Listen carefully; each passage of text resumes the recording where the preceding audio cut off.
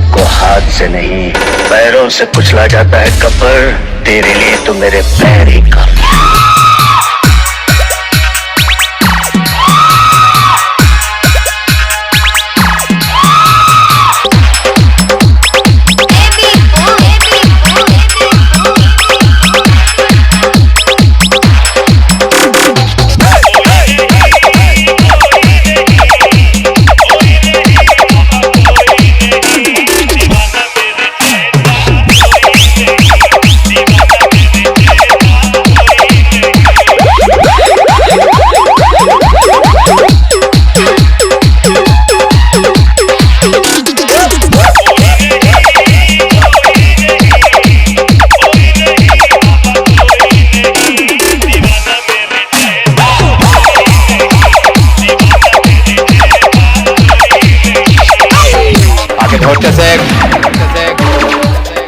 তারপর ভোলে বাবা সাউন্ডের সামনে আসবে।